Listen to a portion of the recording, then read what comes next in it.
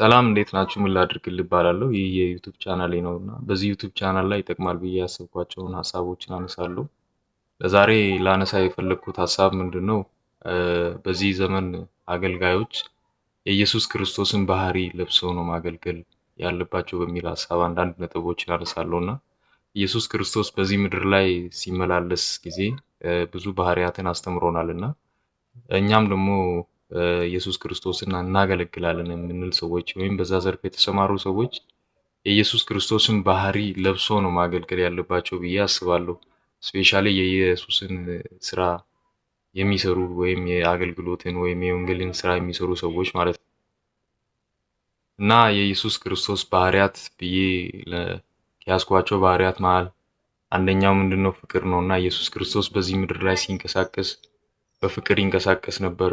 ማንንም ሳያዳላ ከዘር ከነገድ ሳይለይ ሁሉንም ሰርቭ የሚያደርገው በፍቅር ነበርና ሌላኛው ምንድነው? ትህትናና ምህረት ነውና ኢየሱስ ክርስቶስ ትሁት ነበር በጣም እና አገልጋይን የምታገለግሉ ሰዎች ትህትናና ምህረትን የተላበሳችሁ መሆን አለባችሁ ማለት ነው እና ሌላው ምንድነው?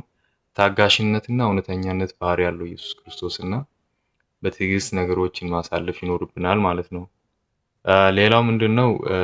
ይቅርታና ርህራሄ ሊኖረን ይገባል። ኢየሱስ ክርስቶስን የምናገለግል ሰዎች ስፔሻሊ ለሁላችንም ነውና ርህራሄን የተላበስን ሰዎች ልንሆን ይገባልና ሌላው በቅድስና መመላለስ ነውና ኢየሱስ ክርስቶስ በዚህ ምድር ላይ ሲንቀሳቀስ በቅድስና ይመላለስ ነበርና አሁን ብዙ አገልጋዮች ምንድነው የኢየሱስ ክርስቶስን ባህሪ አይላበሱምና በዚህ ዘመን ላይ ለአገልግሎታችሁ እንቅፋት የሚሆናችሁ ነገር ምንድነው? የኢየሱስ ክርስቶስን ባህሪያትን አለመላበስ ነውና ትዕቢትን መላበስ የለብንም።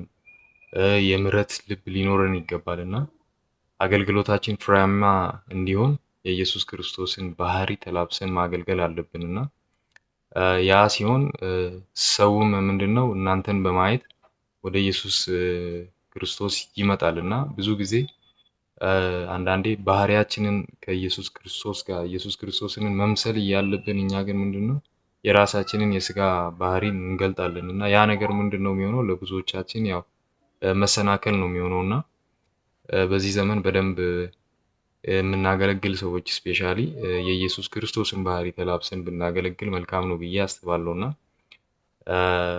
ለሌሎችም የመዳን ምክንያት እንሆናለን ብዬ አስባለሁ። ለዛሬ አመሰግናለሁ።